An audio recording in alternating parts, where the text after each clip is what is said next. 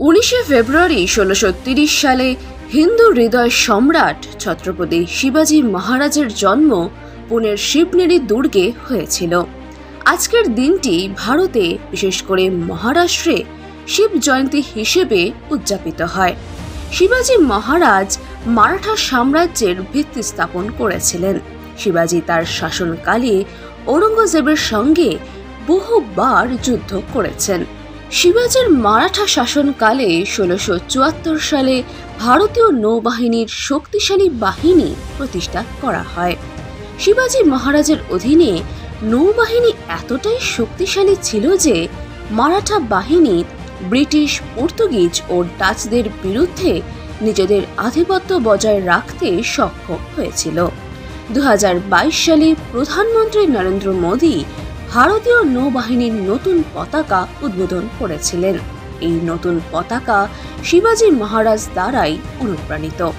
নতুন পতাকার উপরে বাঁ দিকে ত্রিবর্ণ পতাকা বজায় রাখা হয়েছে, তবে সেন্ট জর্জের ক্রস, যা দাসত্বের প্রতীক ছিল, তা সরিয়ে ফেলা হয়েছে। তার পরিবর্তে শিবাজী মহারাজের মোহর দ্বারা অনুপ্রাণিত একটি চিহ্ন সংযুক্ত করা হয়েছে। আজকের দিনে 1906 সালে মাধবরাও সদাশিবরাও গোয়ালকর মহারাষ্ট্রে জন্মগ্রহণ করেছিলেন। তিনি রাষ্ট্রীয় স্বয়ংসেবক সংঘের দ্বিতীয় সরসংঘ চালক ছিলেন। তিনি তার সমগ্র জীবন দেশকে উৎসর্গ করে বহু স্বয়ংসেবককে জাতীয় স্বার্থে কাজ করার জন্য অনুপ্রাণিত করেছিলেন।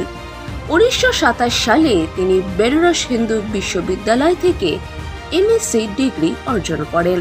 তিনি জাতীয়তাবাদী নেতা এবং বিশ্ববিদ্যালয়ের প্রতিষ্ঠাতা মদন মোহন মালব্যের দ্বারা গভীরভাবে প্রভাবিত ছিলেন। পরবর্তীতে তিনি বিহেভিয়ার জুওলজিতে পড়াতেন। সেখান থেকেই তিনি গুরুজি উপাধি পান। তখনই আরএসএস এর প্রতিষ্ঠাতা কেশব বলিরাম হেডগেওয়ার বিহেভিয়ারের এক ছাত্রের মাধ্যমে গুরুজির সম্পর্কে জানতে পারেন।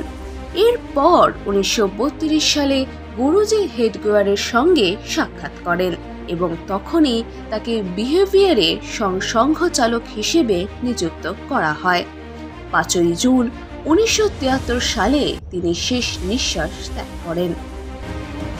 19শে ফেব্রুয়ারি 1915 সালে স্বাধীনতা সংগ্রামী গোপালকৃষ্ণ গোখলের মৃত্যু মুম্বাইয়ে হয়েছিল। তিনি ভারতীয় জাতীয় কংগ্রেসের নরমপন্থী দলের অন্যতম প্রভাবশালী নেতা ছিলেন। 1905 সালে বেনারস অধিবেশনে তাকে কংগ্রেসের সভাপতি নির্বাচিত করা হয়। সেই অধিবেশনেই কাশী হিন্দু বিশ্ববিদ্যালয়ের ভিত্তি স্থাপন করা হয়েছিল। পরবর্তীতে যখন নরমপন্থী এবং চরমপন্থী দলের মধ্যে মতভেদ দেখা যায়, তখন 1907 সালে দলটি দুই ভাগে বিভক্ত হয়ে যায়। তবে মতাদর্শগত পার্থক্য থাকা সত্ত্বেও গোপালকৃষ্ণ গোখলে চরমপন্থী নেতা লালা লাজপত রায়ের মুক্তির জন্য প্রচার চালিয়েছিলেন। গোখলে 1908 সালে রানাডে ইনস্টিটিউট অফ ইকোনমিক্স প্রতিষ্ঠা করেছিলেন। মহাত্মা গান্ধী তার আত্মজীবনী মাই এক্সপেরিমেন্ট উইথ ট্রুথ গ্রন্থে গোখলেকে তার রাজনৈতিক গুরু, পরামর্শদাতা এবং পথপ্রদর্শক হিসেবে উল্লেখ করেছেন।